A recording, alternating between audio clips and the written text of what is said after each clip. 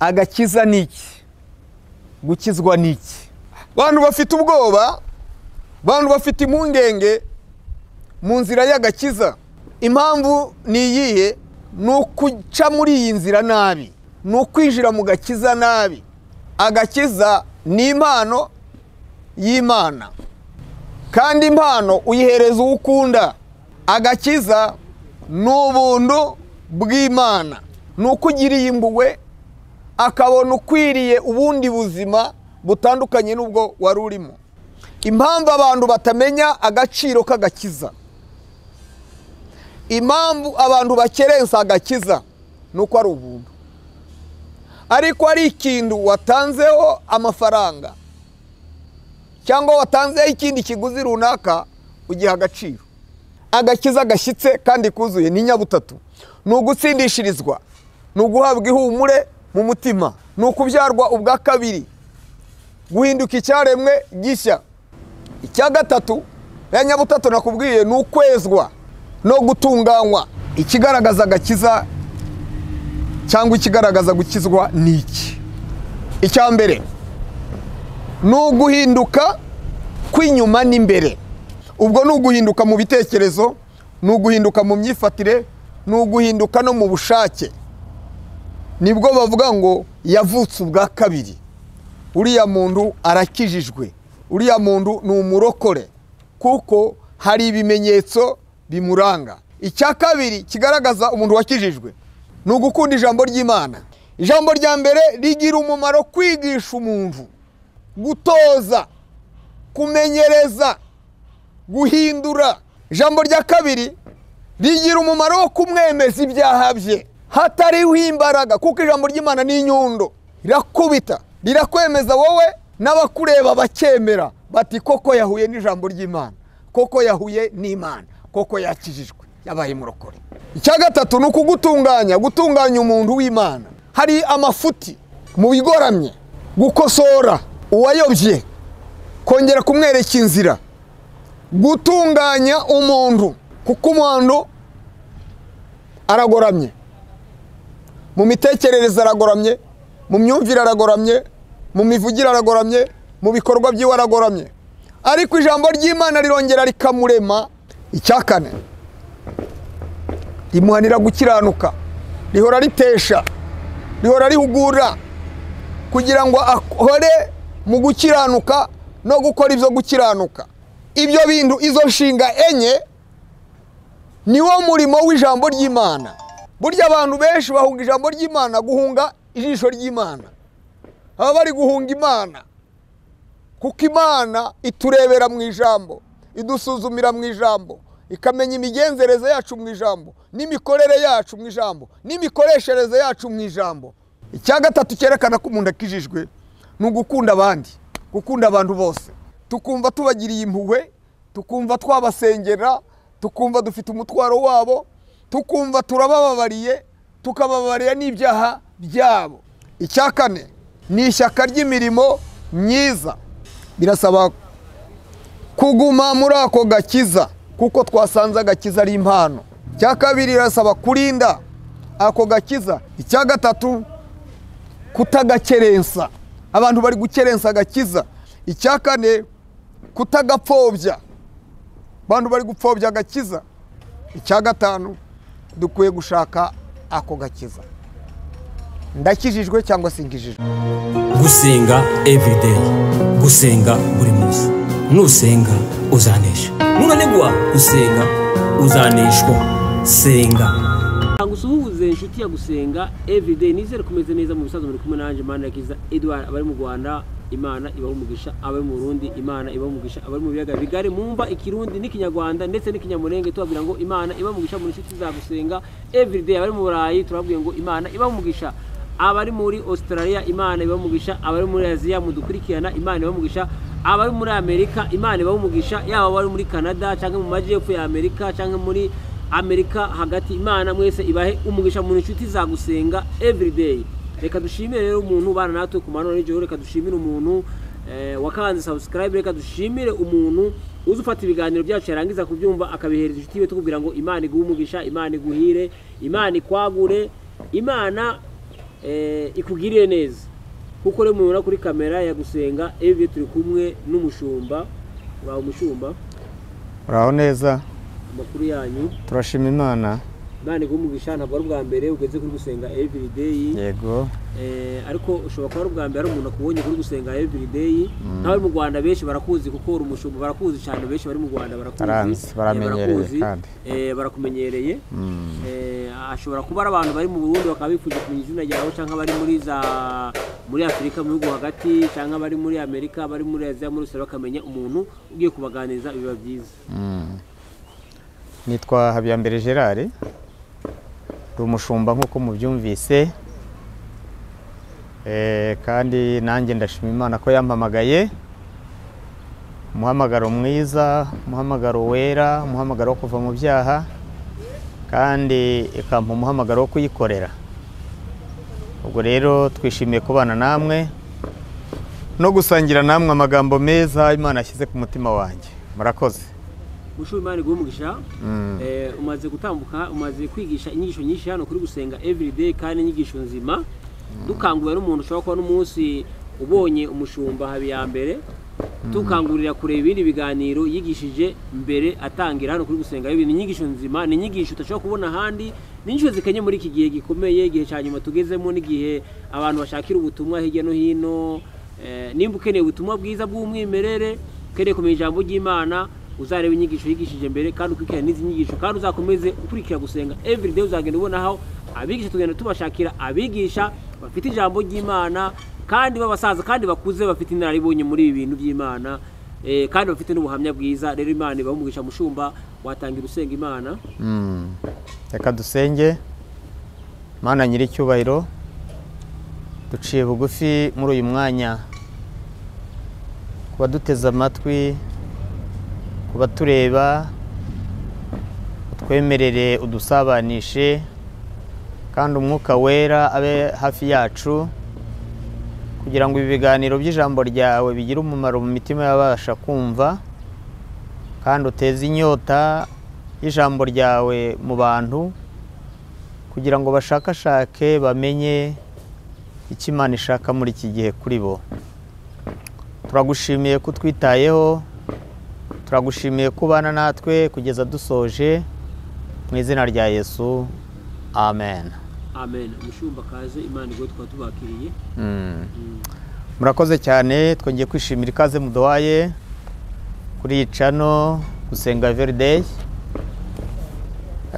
Tumaze iminsi kubera gahunda nyinshi, ariko uyu mwanya tuwushimiye Imana, kandi turamwe turabashimiye ko mwongeye kuduhereza ikaze. Umutima wanjye mfite amagambo ari gukora ku mutima wanjye cyane, ajyanye n'ibihe. Nubwo agora benshi kumva, ariko uciye bugufi akakira iryo jambo rimugirira umumaro, riramufasha. Iyo usomye urwandiko rwa kabiri Pawulo yandikiye Timoteyo ibice 3:16 na 17, hatwereka umumaro w'ijambo ry'Imana. Ibintu byose bigenda bigira umumaro wabyo no mu mwanya wabyo naho bikorera, ariko n'ijambo ry'Imana naryo rifite umwanya waryo, ryagenewe abantu, ryashyiriweho abantu, cyane ko umuntu yaremwe n'ijambo ry'Imana. Ijambo ry'Imana niryo ryamuremye. Kenshi twishimira kubeshwaho n'ibyo kurya bitandukanye bijyanye n'ubushobozi umuntu afite, tukibagirwa ko umuntu agomba no kubeshwaho n'ijambo ry'Imana. Nicyo Yesu yabwiye Satani amugerageza mu butayu, aramubwira ngo nduri umwana w'Imana. Yesu aramubwira ati ndiwe. Urashonje? Ati ndashonje. Hindura aya mabuye mw'imigati urye uhage, dore urashonje. Yesu asubiza Satani aramubwira ngo ntabwo umuntu atungwa n'imitsima gusa, umuntu atungwa n'ijambo ry'Imana. Haleluya. Amen. Muri iyi minsi ntabwo abantu bari gukunda ijambo ry'Imana, kubera ko ijambo ry'Imana ni inkota. Ijambo ry'Imana ni umuriro, kandi ibyo bintu bibiri ntibijya bikinishwa. Ni nayo mpamvu rero usanga abantu benshi bari gushaka Imana ariko ntibashaka ijambo ry'Imana, kandi Imana iba mu ijambo ryayo. Haleluya. Amen. Imana iba mu ijambo ryayo. Nyuma yaho ntaho uzabona Imana, ibindi bizaba ari amagambo, ibindi bizaba ari ibitekerezo by'abantu, cyane ko muri iyi minsi turimo abantu bafite ubwenge bwinshi, bafite ubucakura bwinshi, baravuga byinshi. Hari ibintu narindi gutekereza kare, navuze ndetse Imana tuyibonera he?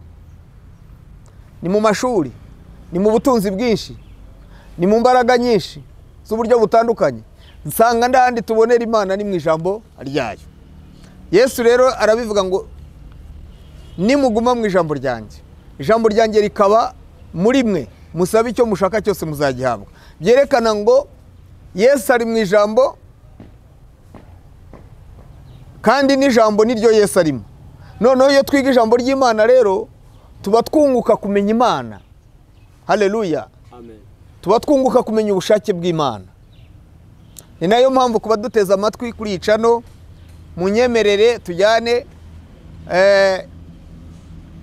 Yewe ntabwo ndi umuhanuzi nk'aba bahanuzi mubona ku maradiyo, ku macano, oya. Ngewe ndi umwigisha w'ibyanditswe, ndi umwigisha w'ijambo ry'Imana. Ariko unasesanguye wasanga ijambo ry'Imana, mu ijambo ry'Imana niho hari ubuhanuzi. Ubuhanuzi bwose bwuzurira mu ijambo ry'Imana, kandi ijambo ry'Imana niryo rigenzura, nicyo gipimo dupimiramo ubuhanuzi ko ari ukuri cyangwa atari ukuri. Imana ishimwe. Amen. Kuba duteza amatwi rero mu kiganiro cyacu cy'uyu munsi, nateguye ijambo rikomeye, ijambo rivuga ngo agakiza ni iki, gukizwa ni iki. Uyu munsi wa none turahura n'abantu benshi, abandi bagiye babahimba amazina bakurikije aho bakora. Bamwe ngo ni ba murokore, abandi babagize ba pasiteri, abandi babahinduye bakozi b'Imana. Hari udusirino twagiye duhabwa dushingiye aho twirirwa n'aho turi, cyangwa bishingiye no ku magambo duturukamo. Ndabyemeraho hato, ariko ubundi tugomba gusa n'ibyo batwita.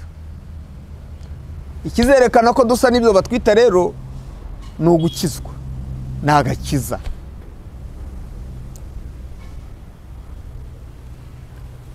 Muri iri jambo tuzigamwo ibintu bigeze, tuzafatamwo ibice bigeze kuri 3. Uyu munsi turareba gukizwa ni iki, cyangwa agakiza ni iki. Iryo jambo turi bwige uyu munsi. Ubutaha tuzareba inzira y'agakiza. Ese gukizwa cyangwa kuba ukijijwe, iyo nzira ijya aho hantu, ijya mu gakiza, inzira yo gukizwa ni iyihe? Ni ibintu umuntu atoragura uko abonye? Ni ibintu umuntu yajya mu isoko akabirangura? Oya, hari inzira y'agakiza. Iryo jambo naryo tuzarireba. Ikindi tuzareba ibyo dukizwa. Ese niba dukijijwe dukizwa iki? Ntabwo wavuga ngo urakijijwe udafite ibyo wakijijwe, kandi udafite n'uwagukijije. Ni ukuvuga ngo tuzareba ibyo dukizwa, turebe tunakizwa nande. Muri iki kiganiro cyacu ntekereza ko aho ariho tuzibanda. Ku bazadukurikira ndagira ngo mbararike rwose muzanyemerere tujyane neza muri iki kiganiro. Zaburi ya 31 umurongo wa 25. Ndagira ngo ndarike. Iri ni ijambo ryo kurarika. Zaburi ya 31 umurongo wa 25. Haravuga ngo nimukomere, imitima yanyu ihumure. Haleluya. Somye B. Ariko A iravuga ngo mwabategereza Uwiteka mwese mwe. Uko ni ukurarika. Mwabategereza Uwiteka mwese mwe, nimukomere, imitima yanyu ihumure. Abantu bafite ubwoba. Iyo umuntu akubwira ngo humura, nuko uba ufite ubwoba, nuko uba ufite icyagukanze, nuko uba ufite impungenge z'ikintu runaka. Bantu bafite ubwoba, bantu bafite impungenge mu nzira y'agakiza. Impamvu ni iyihe? Nukuca muri iyi nzira nabi, nukwinjira mu gakiza nabi, ugasanga nawe umutima wawe urishidikanyaho, mbese narakijijwe, mbese ndakijijwe. Uko kwishidikanyaho rero kukakuzanira impungenge, kukakuzanira ubwoba, ndetse kukakwereka ko nubwo wasenga Imana itakumva. Kuko gusenga k'umunyabyaha ni ikizira kuwiteka. Nyemera rero tuganire kandi tujyane muri uru rugendo rw'iri jambo. Ijambo gukizwa ni iki? Gukizwa bituruka ku ijambo ry'abanyamahanga, reka nkoreshe gutyo, yitwa soteria, bisobanura agakiza. Iyo ni imvugo ikunda kwigishwa mu mashuri ya teoloji, basesangura ijambo ryitwa agakiza. Basanga rero agakiza ni ijambo soteria, bisobanura agakiza. Bisobanura ngo ubwo rero agakiza, kwakira agakiza nuko uba ufite uwagukijije, nuko uba ufite ibyo wakijijwe. Bivuze ngo ni ugukurwa mu muruho. Abantu benshi batanga ubuhamya uburyo bari bararushye, niho bagira bakavuga ngo Imana ni karuhura. Abatekereje umuruho yari arimo, umuruho yavuyemo. Ni ugukurwa mu mibabaro, ugoswe n'ibintu udashobora gusohokamo wowe ubwawe, ukaboneka umuntu akaza akagufata akaboko akagushinguza muri iyo mibabaro. Nuko waba uri mu gahinda, nuko waba uri mu bwihebe, nukuba mu mwijima w'icuraburindi, ndetse ushobora no kugera mu rupfu. Nari napfuye, twakoze impanuka, njya muri koma, nararwaye njya muri koma. Wageze mu rupfu, wageze ku marembo y'urupfu, ukazanzamuka, ukazurwa, ukabona umuntu. Hari uvuga ati ngiye kubona mbona umuntu w'ibishura byera, araje arambwiye ngo ntugipfuye, ongera ubeho. Ati ndazanzamuka ndongera mbaho. Ni ugukurwa mu kaga gakomeye, ni ukubohorwa, ugashyirwa mu mahoro, ugashyirwa mu mudendezo, ugashyirwa mu byishimo. Kandi ibyo byishimo ukabyishimira ndetse ukanabihamya. Haleluya. Ukanabihamya. Usomye Yohana ibice 5 umurongo wa 11, Yesu amaze gukiza wa muntu wari umaze imyaka 38. Umurongo wa 11 waravuze ngo uwankijije niwe wambwiye ngo ikorere uburiri bwawe ugende. Amen. Si kubivuga ahubwo yaranabihamije. Uwankijije ni ukuvuga rero ngo agakiza, gukizwa nuko haba hari uwagukijije. Ubwo rero agakiza ni iki? Agakiza ni impano y'Imana. Agakiza ni ubuntu bw'Imana. Agakiza, ndasubiramo, ni impano. Kandi impano uyihereza uwo ukunda. Agakiza ni ubuntu, ni ukugiriye impuhwe akabona ukwiriye ubundi buzima butandukanye n'ubwo wari urimo. Ako niko gakiza. Iri jambo rero ryibazwa cyane, riteza impaka cyane kandi nyinshi mu bantu batandukanye. Bibaza bati umuntu akizwa ate? Umuntu akizwa ryari? Umuntu akizwa nande? Niki kimwerekanaho ko akijijwe? Ni ikibazo cy'ingorabahizi mu bigisha batandukanye. Ni ikibazo kiremereye mu bigisha batandukanye. Ushobora kugira ibyago, umuntu akakwigisha ibyako gakiza watagafite, akakwigisha ko gukizwa ariko wadakijijwe.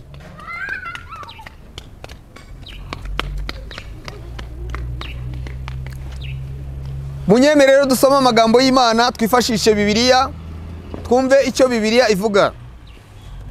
Tuvugishe Bibiliya muri iri jambo ryacu. Turasoma mu rwandiko rwa mbere Pawulo yandikiye Timoteyo, ibice 2, umurongo wa 4 n'uwa 5. Urwandiko rwa mbere Pawulo yandikiye Timoteyo, ibice 2, turasoma umurongo wa 4 n'uwa 5. Umva uko havuga. Haravuga ngo ishaka ko abantu bose bakizwa bakamenya ukuri, kuko hariho Imana imwe kandi umuhuza umwe w'Imana n'abantu, nawe ni umuntu ari we Yesu Kristo. Ishaka ko abantu bose bakizwa bakamenya ukuri, kuko hariho umuhuza umwe uhuza abantu n'Imana, ni we Yesu Kristo. Mu Barome ibice 3 umurongo wa 23 naho tuhasomye haravuga ngo iki? Haravuga ngo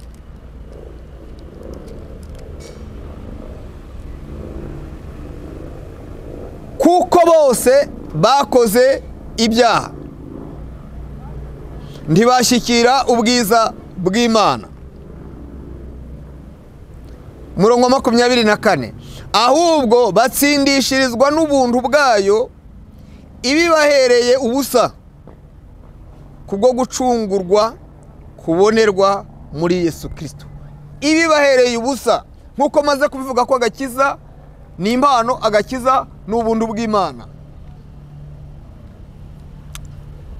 Ishaka ko abantu bose bakizwa bakamenya ukuri, kuko bose bakoze ibyaha ntibashyikira ubwiza bw'Imana, ahubwo batsindishirizwa n'ubuntu Imana ibibahereye ubusa. Yongeza ambasha karongo nkavuga ndi hari amagambo nyankumva hanze bavuga ngo ibyo busa bitera ubwenge buke. Impamvu abantu batamenya agaciro k'agakiza, impamvu abantu bakerensa agakiza, nuko ari ubuntu. Ariko ari ikintu watanzeho amafaranga cyangwa watanzeho ikindi kiguzi runaka ugiha agaciro. Ariko kubera ko ari umutunzi w'imbabazi, atugirira neza. Ayo magambo ndajya kuyageraho mu kanya. Ibona turabo kugirirwa imbabazi, itugirira ubuntu, ntacyo yitayeho. Agakiza rero ni ubuntu.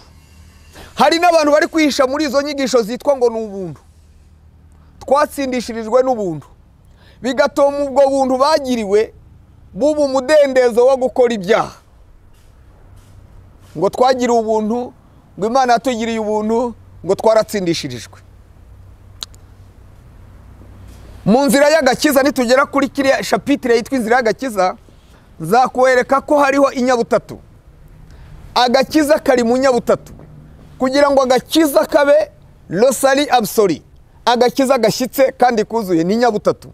Ni ugutsindishirizwa, ni uguhabwa ihumure mu mutima, ni ukubyarwa ubwa kabiri, guhinduka icyaremwe gishya, kuba transforme, ne de nouveau. Ntabwo ari ukwivugurura, ni transforme, kuba uwundi, kuba utari we. Iyo utaraburi utari, ntabwo urakizwa. Iyo utarabona intumbi yawe irambitse hariya yuko wahoze mbere, ntabwo burimenya. Icya gatatu, ya nyabutatu nakubwiye, ni ukwezwa. no gutunganywa, sanctifier et purification, être purifié, gutunganywa. Hari ukwezwa no gutunganywa, dukomeze twezwe kandi dutunganywe. Ni ukuvuga rero ngo agakiza si ubuntu bwo gukerensa, ahubwo ni ugukomeza kuba mu gutsindishirizwa muri iryo humure twahawe. Ni ukubyarwa ubwa kabiri, kuba icyaremwe gishya. Ni ukwezwa kandi tugahora twezwa, aribyo bita sanctification et purification, cyangwa être sanctifié et être purifié. Twakira Kristo, iyo tumaze kumwakira ntitwirara, ahubwo dukomeza kuba mu kwezwa, dutunganywa kugeza ubwo tuzagera ku kigero gishyitse cya Kristo. Haleluya. Amen. Haleluya. Amen. Agakiza rero nkuko maze kubivuga ni ikibazo kuri bamwe, kandi ni ikibazo cy'ingorabahizi kubigisha bamwe. Kutabivugaho rumwe biri gutuma bamwe mu kwishakira ibisubizo. Abantu bamwe bari kwishakira ibisubizo, bamwe bakishingikiriza ku mirimo, bavuga ati ninkora iby'idini rishaka cyangwa itorero rishaka nzaba nkijijwe, bazambara nk'umuntu ukijijwe, bakihisha muri iyo kava nk'abayoboke b'imirimo myiza. Ntabwo dukizwa n'imirimo n'ubwinshi bw'imirimo no kugaragara mu bantu, ahubwo dukizwa n'ubuntu, ahubwo ni ukureba ngo mbese ubwo buntu nanjye bwangezeho. Iryo humure rizanwa no gutsindishirizwa, aribyo bita justification. Iryo humure nararibonye, narahumurijwe mu mutima, mfite ikimpumuriza, mfite ikinde mu mutima. Haleluya. Amen. Icya kabiri, abantu bari guhuzagurika bishakira abahuza, bazwi ko babaye intungane. Kavuga ngo nifashishije uyu muntu uko yagize izina, iryo zina nkaryihishamo, byambera agakiza. Ariko twasomye ngo nta wundi muhuza w'abantu n'Imana uretse Kristo Yesu, kandi nta handi agakiza kabonerwa ni muri Kristo Yesu. Niwe nzira y'agakiza, niwe rembo ry'agakiza, niwe twinjiriramo kugira ngo tugere ku gakiza, niwe buntu Imana yaduhaye. Ntabwo rero ushobora kwishakira abandi bahuza ku ruhande ngo byerekane ko ukijijwe ngo bikunde. Ndetse iyo usomye n'ibitabo bimwe, hari abifashisha abamarayika bakabahindura abahuza, abandi bakabasenga nk'abantu babageza ku Mana nk'ikimenyetso cy'agakiza, ariko si inzira y'agakiza. Noneho rero ubu bigeze ku rwego rwo kwihangishaho imyuka iyobya, kugira ngo twemeze abantu ko dukijijwe, twemeze abantu ko turi abanyamwuka. Abantu bari kwihangishaho, bari kwihangaho indi myuka iyobya n'imitima yabo yuzuye irari ryabo, kugira ngo bemeze abantu ko bakijijwe. Munyemerere dusoma amagambo hano nk'uko nabivuze. Turasoma mu bice bitatu, mu bitabo bitatu. Turagira ngo dusome mu rwandiko rwa kabiri rwa Petero. Urwandiko rwa kabiri rwa Petero, ibice bibiri, turasoma umurongo wa mbere. Ibice bibiri, umurongo wa mbere tugeze ku murongo wa gatatu. Dusome.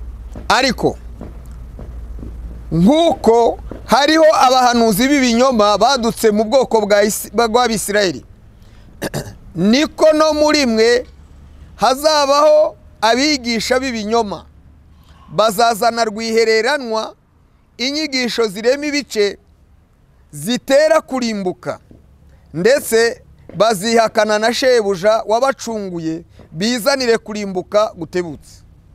Ingeso zabo z'isoni nke benshi bazazikurikiza, batukisha izina ry'ukuri, kandi irari ryabo rizabatera gushaka indamu kuri mwe, bababwiye amagambo y'amahimbano, ariko iteka baciriweho uhereye kera ntirizatinda, no kurimbuka kwabo ndiguhunikira. Ni ukwiyoberanya, kuyobya abantu bakurikije imyuka, kwihangaho imyuka y'ubushukanyi n'ubuyobe, kugira ngo nitubareba twemere ko bakijijwe kandi badakijijwe, ahubwo bareme inyigisho za rwihereranwa bishakira indamu kuri twe, ngo ariko abo iherezo ryabo no kurimbuka kwabo kuratebutse. Iyo tubabona mu nzira bagenda twumva bakijijwe, tubona bakijijwe, tubita abamurokore, tubita abakozi b'Imana, dufite amazina meza twagiye twiha aryoshye, ariko ikibazo turebe turasa n'ayo mazina. Ikibazo si ayo mazina, ahubwo ikibazo ni ukureba ngo mbese ndakijijwe. Turebe mu rwandiko rwa Tito, Tito igice cya mbere, Tito igice cya mbere turasoma duhereye ku murongo wa mbere, umurongo wa 10, tafadhali. Turasoma umurongo wa 10 tugeze ku wa 13a. Kuko hari benshi b'ibigande n'abashukanyi, cyane cyane mu bakebwe, bavuga ibitagira umumaro. Ubwo ni mu bakebwe, ni muri babandi bita ngo barakijijwe, babyiyitirira. B'ibigande b'abashukanyi bakwiriwe kuzibwa iminwa, kuko hariho imiryango y'abantu bubika bakayimaraho, bigishiriza ibidakwiriye kugira ngo babone indamu mbi. Umwe bo muri bo w'umuhanuzi wabo yaravuze ati, Abanyakereti ni abanyabinyoma iteka, ni inyamaswa mbi.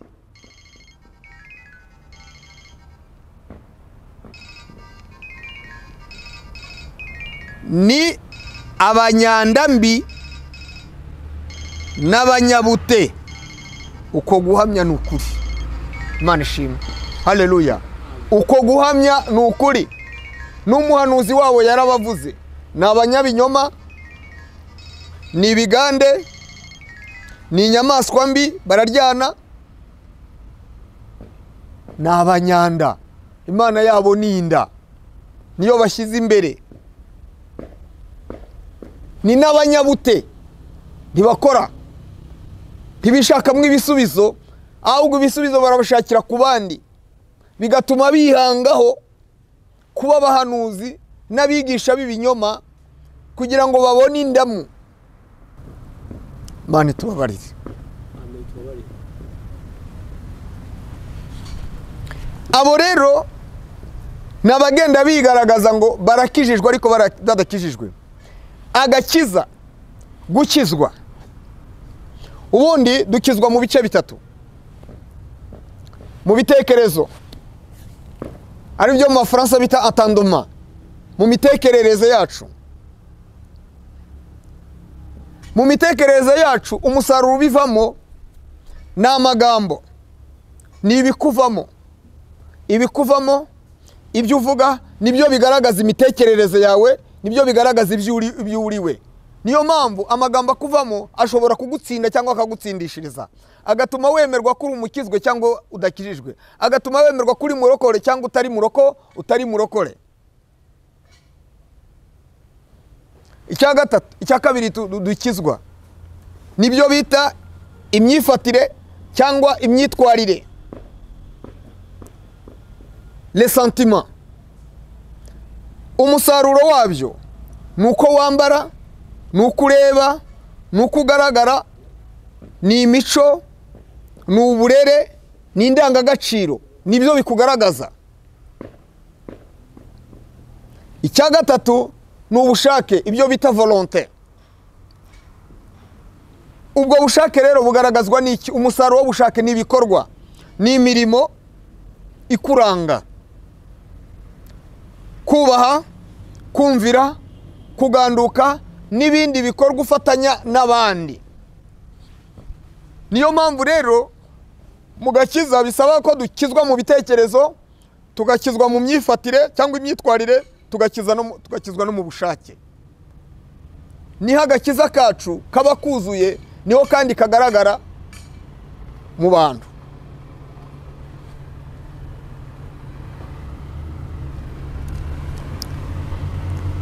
Ikigaragaza agakiza cyangwa ikigaragaza gukizwa ni iki? Icya mbere ni uguhinduka kw'inyuma n'imbere. Agakiza kagaragaza cyangwa gukizwa kugaragazwa no guhinduka kw'imbere aho abantu batabona, n'inyuma aho abantu babona. Mana ishimwe. Amen. Abantu bajya bihisha, hari igikono bihishamo, bakabwira abantu ngo ikibazo si inyuma, ikibazo ni imbere. Ariko ibiri imbere bigaragara inyuma. Ikigaragaza biri imbere ni ibiseruka ku mutima. Imbere ntihabonwa, nahawe n'Imana ikuzi. Ariko inyuma aho abantu babona, tuzahabwirwa n'iki? Iby'inyuma nibyo abantu babona, iby'imbere ntitubibona. Kugira ngo tuba abahamya baguhamiririza ngo kanaka arakijijwe, nuko tureba inyuma. Nubwo dushobora kukwibeshyaho, ariko nibura abantu bavuga ngo nibura aragerageza. Kuko gukizwa ni processus, ni processus. Ntabwo ukizwa none categorically ngo birarangiye. Oya, hari indirimbo tujya turimba mu gitabo cyitwa Gushimisha ya 400, nimero ya 428, aravuga ngo mbisemo guhora nkizwa, ngashingwa mu gakiza ke, sinzava mu gakiza ke. Byerekana ngo gukizwa duhora dukizwa, kuko urugamba turwana, intambara turwana niyo gukizwa buri munsi, niyo guhinduka buri munsi. Agakiza rero kagaragazwa no guhinduka kw'imbere n'inyuma. Abaroma ibice 12 umurongo wa mbere kugeza ku murongo wa 3. Reka iryo jambo ne kurivuga mu mutwe turisome. Riravuga ngo nuko bene data ndabinginga kubw'imbabazi z'Imana ngo mutange imibiri yanyu ibe ibitambo bizima byera bishimwa n'Imana, ariko kuyikorera kwanyu gukwiriye. Icyambere, mutange imibiri yanyu ibe ibitambo bizima byera bishimwa n'Imana. Agakiza k'inyuma, l'osari extérieur, kubera ko niho abantu babona. Umurongo wa 2, kandi ntimwishushanye n'abiki gihe, ahubwo muhinduke rwose mugize imitima. Imbere rero haraje mugize imitima mishya, kugira ngo mumenye neza iby'Imana ishaka, ari byo byiza bishimwa kandi bitunganye rwose. Haleluya. Amen. Haleluya. Amen. Guhinduka kw'imbere n'inyuma. Pawulo ahugurira itorero arabwira ngo ntimwishushanye n'abiki gihe, mureke kwiyoberanya, nimuhinduke inyuma n'imbere. Inyuma mu bitambo bizima bishimwa n'Imana, mu myifatire, mu mico, mu ndangagaciro tugaragara abo turi bo.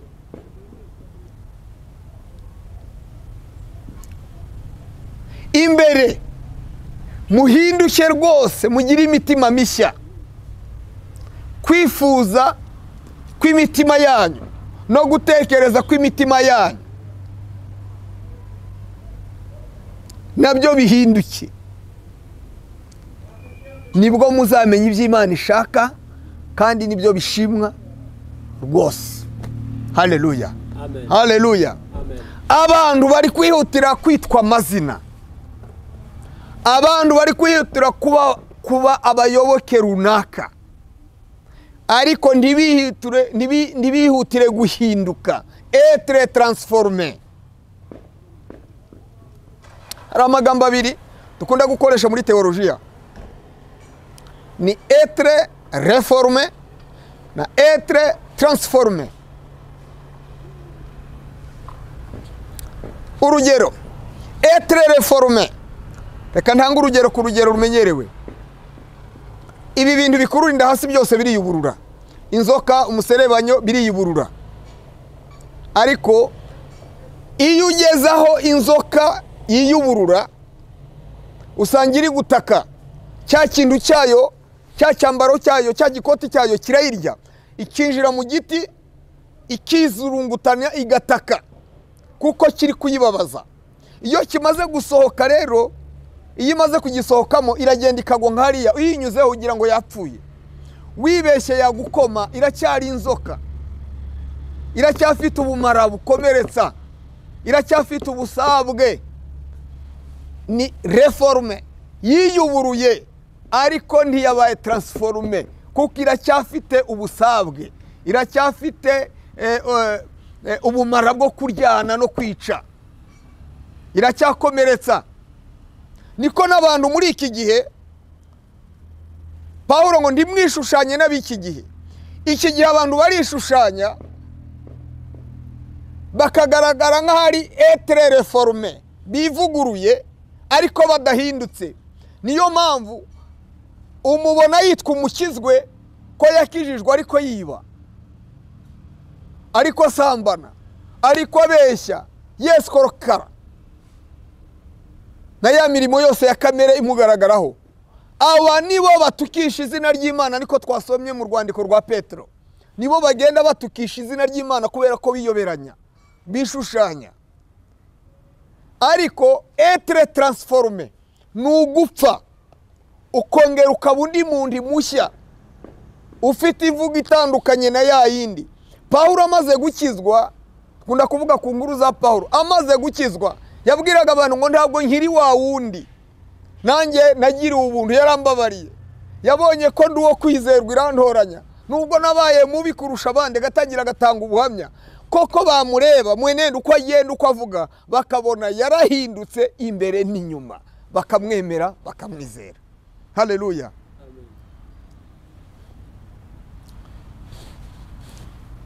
Kugira ngo abantu baturebe, abantu batumenye, Yesu yavuze ijambo muri Matayo 5:16, aravuga ngo muhereko muvirwe n'umucyo, kandi uwo mucyo wanyu ni uzatuma abantu bamenya abo muri bo, kandi uwo mucyo wanyu uzagaragaza imirimo yanyu, muzahita mumenyekana abo muri bo. None turi bande? Batwita bande? Iby'imbere ntibabizi, ibyo babona ni iby'inyuma. Ijambo ry'Imana riratubwira ngo ikigaragaza agakiza cya mbere ni uguhinduka kw'imbere n'inyuma.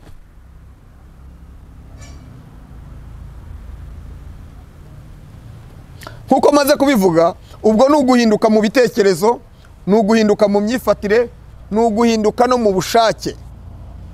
Nibwo bavuga ngo yavutse ubwa kabiri. Uriya muntu arakijijwe, uriya muntu ni umurokore, kuko hari ibimenyetso bimuranga. Icya kabiri kigaragaza umuntu wakijijwe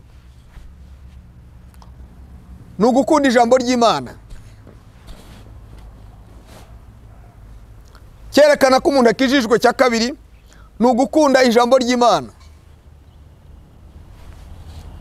umuntu ukijijwe ntabwo agomba kwitandukanya n'ijambo ry'Imana.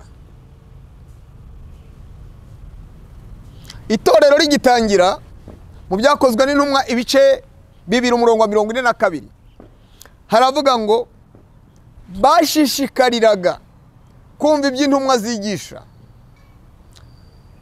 bagasangira ibyabo, bakamanyagura umutima, bagasenga.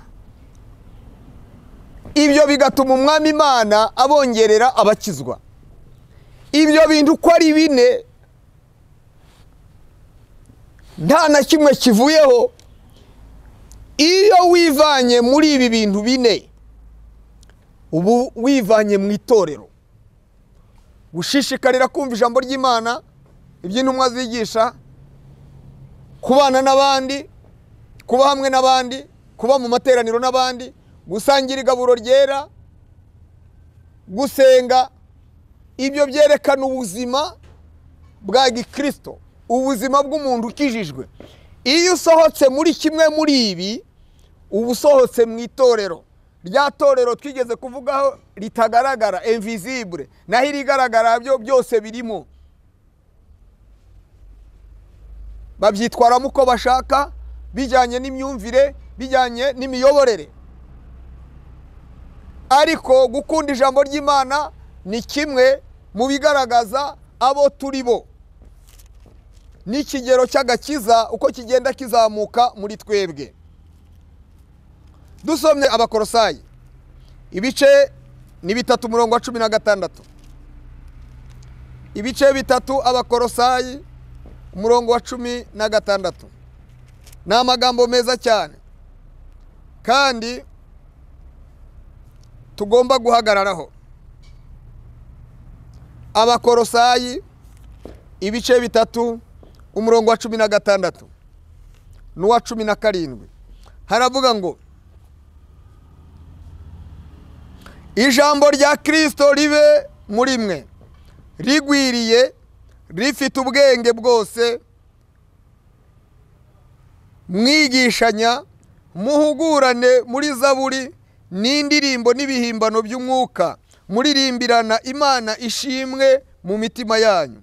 Kandi icyo muzavuga cyose n'ibyo muzakora, mujye mubikora byose mu izina ry'Umwami Yesu, mushima Imana Data wa twese kubw'uwo. Ijambo rya Kristo, gukunda ijambo ry'Imana. Pawulo akangurira itorero ry'Ikolosayi, bari batangiye badohoka mu ijambo, batakitabira, batagishishikarira kumva ijambo ry'Imana. Arababwira ngo ijambo rya Kristo ribe muri mwe rigwiriye. Ijambo rya Kristo, twiga ko ijambo ry'Imana ni umutsima, n'ibyo kurya, niryo rikiza, niryo rikuza. Ubundi umwana wese kugira ngo agire imikurire myiza aragaburirwa. Uyu munsi dufite ikibazo cy'imirire mibi cy'abana b'ingwingire kubera kurya nabi, kubera kutarya indyo yuzuye. Hariho n'ubukristo rero bwagwingiye budakura. Kubera iki? Kubera kutarya ijambo ry'Imana.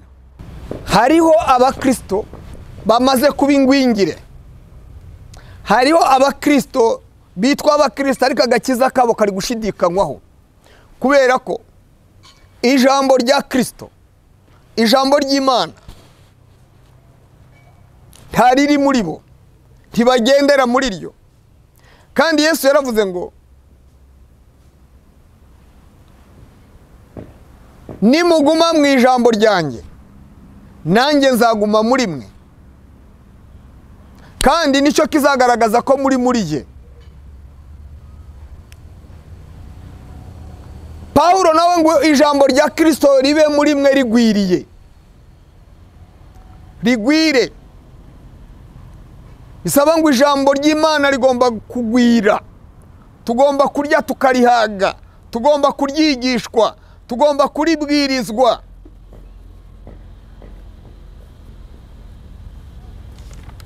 Ntangira nigeze gukomeza ku cyitwa agaciro k'ijambo ry'Imana cyangwa umumaro w'ijambo ry'Imana. Icyo rimara, icyo rikora. kandi iyo rigwiriye muri twe icyo rikora. Ijambo rya mbere Pawulo yaravuze ngo ibyanditswe byera byose byahumetswe n'Imana bigira umumaro. Icya mbere wo kwigisha umuntu, hari amavokabulere ane yakoreshejwe. Ijambo rya mbere rigira umumaro kwigisha umuntu, enseigner, kwigisha, gutoza, kumenyereza, guhindura. Ijambo rya kabiri rigira umumaro wo kumwemeza ibyaha bye hatariho imbaraga, kuko ijambo ry'Imana ni inyundo irakubita. aho ushobora kujya mu bushinjacyaha cyangwa mu bugenzacyaha ntibakwemeza icyaha, ariko ijambo ry'Imana ryo rirakwemeza, kandi ukemera n'abantu bakemera. Haleluya. Rirakwemeza wowe n'abakureba bakemera bati koko yahuye n'ijambo ry'Imana, koko yahuye n'Imana, koko yakijijwe, yabaye murokore. Icya gatatu, ijambo ry'Imana kwemeza umuntu ibyaha bye ni convaincre, kugutsinda, rikakwemeza, rikakunoza pe. Icya gatatu ni ukugutunganya, gutunganya umuntu w'Imana, gutunganya umuntu, corriger. Hari amafuti mu bigoramye, gukosora uwayobye, kongera kumwereka inzira, gutunganya umuntu, kuko umuntu aragoramye, mu mitekerereze aragoramye, mu myumvire aragoramye, mu mivugire aragoramye, mu bikorwa by'iwe aragoramye. Ariko ijambo ry'Imana rirongera rikamurema, kuko Pawulo yandikiye itorero rya Efese arabwira ngo yaturemeye imirimo myiza yose yo muri Kristo Yesu, turagororoka, tuba twabaye corrigé kugira ngo umuntu w'Imana aba yujuje ibishyitse byose. Icya kane, rimuhanira gukiranuka, rihora ritesha, rihora rihugura kugira ngo ahore mu gukiranuka no gukora ibyo gukiranuka. Enseigner, convaincre, corriger, redresser. Ibyo bintu, izo nshinga enye niwo murimo w'ijambo ry'Imana. Niyo mpamvu Pawulo avuga ngo ribe muri mwe rigwiriye, ritunganije, rihore rigutunganya, rihore rikuvugurura, rihore rigukosora, rihore rikwigisha, rihore rigucyaha. Hari ibyo abayobozi badashobora kuducyahaho kuko batabibona, ariko ijambo ry'Imana ryo riraducyaha bigakunda, kuko rifite amaso rirareba, kuko ijambo ry'Imana ni ijisho ry'Imana. Haleluya. Ijambo ry'Imana ni ryo jisho ry'Imana. Icyerekana ko umuntu akijijwe rero ni ugukunda ijambo ry'Imana. Burya abantu benshi bahunga ijambo ry'Imana, guhunga ijisho ry'Imana, baba bari guhunga Imana, kuko Imana iturebera mu ijambo, idusuzumira mu ijambo, ikamenya imigenzereze yacu mu ijambo, n'imikorere yacu mu ijambo, n'imikoreshereze yacu mu ijambo. Niyo mpamvu Pawulo avuga rero ngo ribe rigwiriye, rifite ubwenge bwose, ibihimbano by'umwuka, zaburi, tunaririmbirana n'amashimwe, kuko ijambo ry'Imana ryuzuye muri twebwe. Icya gatatu cyerekana ko umuntu akijijwe ni ugukunda abandi, gukunda abantu bose, kumenya ngo uyu muntu yaremwe n'Imana, nanjye naremwe n'Imana, kandi turi ibiremwa byaremwe mu ishusho y'Imana. Nubwo yaba ari muremure nkaba mugufi, nubwo naba ndi igikara akaba ari inzobe, nubwo yaba abyibushye akaba ananutse, ariko turi abaremwe n'Imana mu ishusho y'Imana. Izo size zitandukanye nuko turi umutako, hano muri aka kajaride twicayemo murahabona indabo zitandukanye, ntizisa ntizingana, ariko byose ni umutako w'abahicaye, ni ubwiza bw'aho twicaye. Natwe rero uko twicaye mu rusengero, abantu batandukanye, turi mu nzira tugenda, sayizi zitandukanye, byerekana ko turi umutako w'Imana, Imana yishimira. Nawe rero umuntu waremwe mu ishusho y'Imana ugomba kwishimira mugenzi wawe, mwaba munganya imbaraga, mwaba munganya ubwenge, yaba ari umukene, yaba ari uworoheje, yaba ari uwo hejuru, yaba abyibushye. Icyerekana ko umuntu akijijwe, wumva ufite ubwuzu bw'abantu bose, kandi ukumva ubagiriye impuhwe, kandi ukumva urabasengera, kandi ukumva urabababarira n'ibyaha byabo.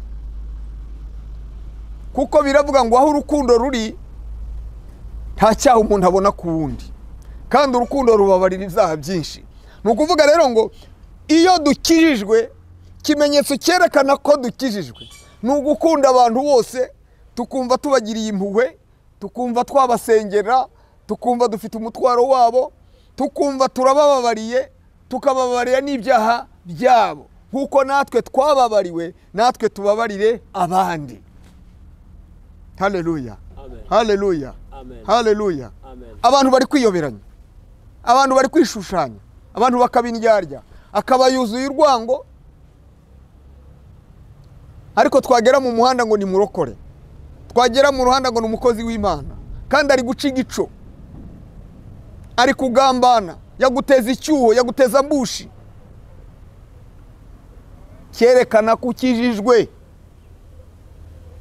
ni ugukunda abantu bose, ukabagirira impuhwe, ukabasengera, ukabababarira ibyaha byabo nk'uko nawe wababariwe.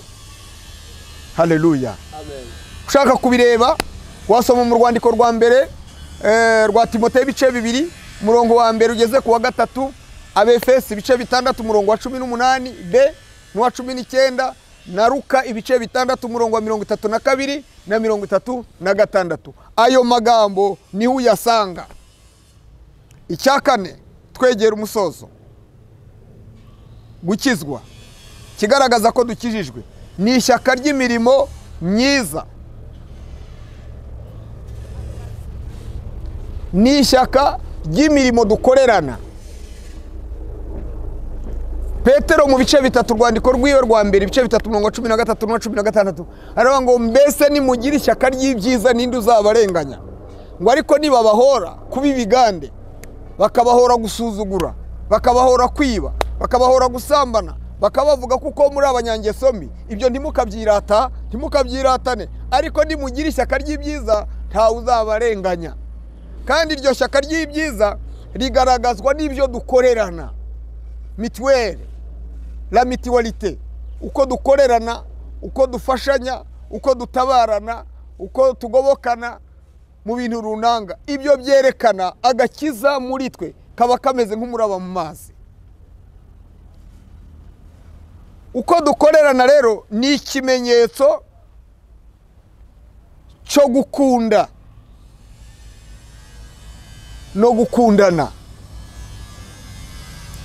Usomye urwandiko rwa mbere rwa Yohana ibice 4 umurongo wa 14 na 15 haravuga ngo herekana ko itorero ari famiye, kerekana abakuru, abato, abasore. Ariko iryo jambo nshatse kuvuga rero ngo namwe basore mwanesheje umubi kuko muri abanyambaraga. Abasore bavugwaga n'imvugo yakoreshwaga izimizi, ariko aravuga abakijijwe by'ukuri, kuko buriya mu itorero hari za kategori. Buriya mu itorero hari kategori, hari kategori 5, wenda tuzazigarukaho ubutaha. Hari kategori 5 z'abantu mu itorero. Kategori ya mbere mu itorero hari abo bita abagabo nyabagabo, abantu bakijijwe by'ukuri, yakwemera kuzira n'ibyo vuga, atari abagabo b'indarikwa, atari abagabo b'ibinyoma bajya gushinja ibinyoma. Wemera kuvuga ngo kukuri ndakuzi kandi ukuri nuko. Kiciro cya kabiri habamwe abo bita abana mu itorero bakiri bato, babandi bagitangira inzira y'agakiza, babandi bagikigishwa ibyo kwihana no kubatizwa mu mazi menshi no kubyarwa ubwa kabiri. Abo imbaraga zabo ni nkeya, barashukika, baraboshya bigakunda. Aba gatatu, icyiciro cya gatatu ni abanyedini, abakuru, abakuze, ababivukiyemo, ababisaziyemo, ababyize, abo bose ni abanyedini. Nacyo ni ikindi gice kiri mu itorero. Igice cya kane ni ibimuga.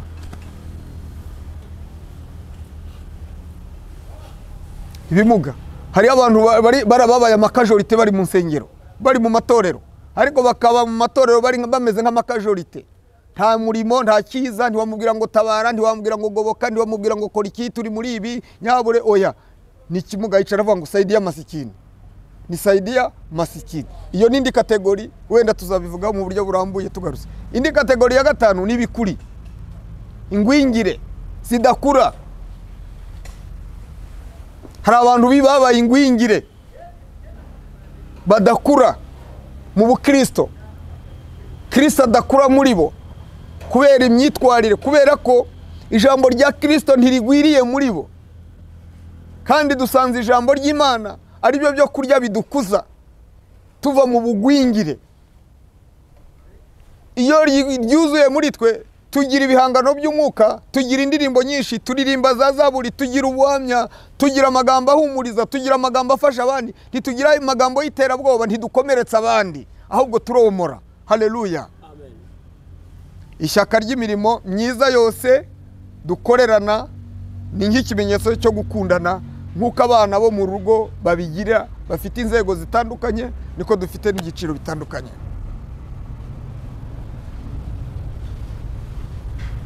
Ijambo ry'Imana mu Efeso riravuga ngo ntimukagire icyo mukorera kwirema ibice cyangwa kwifata uko mutari. Umuntu ukijijwe ntabwo yirema igice, umuntu ukijijwe ntiyifata uko atari, ntavuga ngo ibi ntibindeba, kuko turi ingingo zigirirana, buri rugingo ruhagarara mu mwanya warwo kandi rugakoresha imbaraga zarwo. Birasaba iki rero? Ibi bintu bine nibyo bigaragaza ko umuntu akijijwe. Nubwo umwuka agenda asobanura ibindi, ariko reka mfate ngo iyi ni imirongo migari, ni indorerwamo yagutse ushobora kwireberamo, nawe ushobora kureberamo umuntu ukayimushyira imbere. Batubwiye ko umuntu ukijijwe agomba kuba ahindutse imbere n'inyuma, ariko se ko imbere ntareba, inyuma ko mpareba? Question. Icya kabiri cyerekana ko umuntu akijijwe no gukunda ijambo ry'Imana. Uko umuntu agira inyota y'ijambo ry'Imana, uko umuntu ashaka, uko imparakazi yahagizwa no kwifuza imigezi, niko natwe twahagizwa no kwifuza ijambo ryawe Mana. Mbese iyo nyota turayigira. Kudakunda ijambo ry'Imana bituma tuba ibikuri. Kudakunda ijambo ry'Imana bituma tuva muri ekleziya, tuva muri rya torero ritaboneka ry'abategereje ko Kristo azagaruka. Ntabwo tuba turi kurimbishwa, kuko twize ko bashishikariraga kumva iby'intumwa zigisha, bagasangira ibyabo, bakamanyagura umutsima, bagasenga, umwami Imana akongera abakizwa, kikaba ikimenyetso cy'abandi cyerekana ko abo bantu ari abarokore bakijijwe. Cya gatatu ni ugukunda abantu bose, kubagirira impuhwe, kubababarira ibyaha, no kubasengera. Hari abantu bari kujya gusengera abandi kubera ko buzuye inzangano, akajya kumusengera ngo ahombe, akajya kumusengera ngo apfushe, ntakabyare, ntakabeho, ntakajye mu ntera. Ngo hari n'abagenda bakajyana inkoni n'amabuye, bakajya birirwa bahirika amabuye, ngo uyu muyobozi ntitumushaka, uyu mushumba ntitumushaka, uyu mupasiteri ntitumushaka. Yewe n'abagitifu bajya kubirukana kubera ko yakubwiye ibyo ugomba gukora utari gukora, kubera ko yakwatse ibyangombwa ntubitenge, atereka njye gusenga Imana yanjye iranyumva. Ayo masengesho n'ay'abapfapfa ntiyumvikana. Hano mu masengesho yo kubasengera, gukunda abantu bose, harimo no gusengera n'abatware n'abandi kugira ngo tugire amahoro. icya kane tubonye ko ishyaka ry'imirimo myiza yose dukorerana ni ikimenyetso cyerekana ko dukundana, dukijijwe, twambaye iniforume imwe, umutima wari muri Kristo Yesu. Mu gusoza rero birasaba iki? Birasaba kuguma muri ako gakiza, kuko twasanze agakiza ari impano y'Imana duhabwa kandi ari ubuntu bw'Imana. Cya kabiri birasaba kurinda ako gakiza nk'ikibitsanyo twahawe, tugomba kurindisha umwuka wera nk'uko Pawulo yabivuze. Icya gatatu, kutagakerensa. Abantu bari gukerensa agakiza nk'uko Esawu yakeresheje umurage w'ubupfura w'umwana w'imfura, arawukerensa bituma Yakobo awumutwara. Nawe urakerensa agakiza, abandi baragatwara, abagakeneye barahari. Twasomye ijambo rivuga ngo mwabategereje Uwiteka mwe, nimukomere kandi muhumure. Imana irahari, irategereje kubakira no kubagirira neza. Icya kane, kutagapfobya. Abantu bari gupfobya agakiza,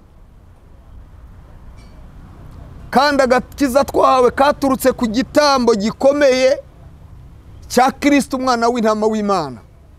Imana niba yaremeye gutanga umwana wayo, we gupfobya igitambo cya Kristo. Waje ari intama w'Imana kandi ari ishusho y'umuntu kandi ari Imana mu bantu. Icyo gitambo ntabwo gikwiye gukerenswa cyangwa ngo gisuzugurwe. Icya gatanu, dukwiye gushaka ako gakiza. Ndakijijwe cyangwa singijijwe? Ese ko nkiri mu mibabaro? Ese ko nkiri mu gahinda? Ninde wandokora? Ninde wantabara? Ninde wambabarira? Ninde wampa umutekano? Ninde wangirira neza? Ibiganza by'Imana biracyarambuye kugira ngo abarushye n'abaremerewe ibakire. Kandi agakiza ni impano y'Imana, kuko Imana yakunze abari mu isi, mubo yakunze nawe urimo. Ntabwo Imana irobanura ku butoni. Nawe iyo mpano ni yawe, n'ubwo buntu burakuzaho, kuko ubuntu bw'Imana, umuririmbyi yaravuze ngo neema ya Golgota ni kama bahari kubwa, ni nk'inyanja ngari, kandi buri wese yiteguye kogera muri iyo nyanja. Agakiza ni iki? Twakiza dutwe. Uwo ni wo murongo, reka mvuge ngo ni nka definisiyo dutanze. Ubutaha tuzareba ngo inzira noneho y'agakiza, inzira yo gukizwa ni iyihe. Mwakire neza ijambo ry'Imana batwumva. Imana ibahe umugisha mu izina rya Yesu, amen. Mushumba urakoze, Imana iguhe umugisha. Hari umuntu ushobora kuba yumvise ijambo ry'Imana akavuga ati ndatsinzwe. Ashobora kuba ari umuntu yumvise ijambo ry'Imana akavuga ati ndashaka gukizwa. Wabasengera mbere yuko twinjira mu musozo? Kuba bamaze kutwumva, nk'uko tumaze kubivuga, hari abantu bakijijwe, ariko uyu munsi wa none bari gukerensa agakiza. Agakiza ni ikinege, ni ikinege, ni losari absoli, ni ikinege. Kandi gukenesa ikinege rero, uvuga ngo iyo utakaje icyo kinege ntihongera kubona undi. Nagira ngo wongere usubire kuri iyo soko, wongere wibuke aho wavuye ukagwa, wihane, tugusengere. Nawe uri mu gahinda n'umubabaro, ndagira ngo ubwire ngo ibiganza by'Imana biracyakora ibitangaza, kandi imbabazi no kugira neza kw'Imana biracyariho. Kingura umutima wawe, nawe uvuga uti uhereye none ndashaka kugirirwa neza n'Imana, kandi ndashaka ko ukuboko kwiza kw'Imana nanjye kungeraho, kugira ngo nanjye mve muri ubu buzima mpinduke mushya, mbicyaremwe gishya, nanjye ngira amateka mashya agaragarira abantu, kandi mbone nanjye icyo mvuga, mbone ubuhamya. Hari abantu batagira ubuhamya kuko batazi aho bavuye, batazi naho bari kwerekera. Abo bace bugufi tubasengera Imana kugira ngo Imana ibagirire neza, kandi Imana iracyagira neza, kandi kugira neza kw'Imana ntabwo kugira umupaka. Fukamahuri tugusengera Imana, tugusabira Imana imbabazi, tugusabire kubyuka, tugusabe guhumurizwa no kugira umutekano n'amahoro yuzuye atemba nk'uruzi mu bugingo bwawe.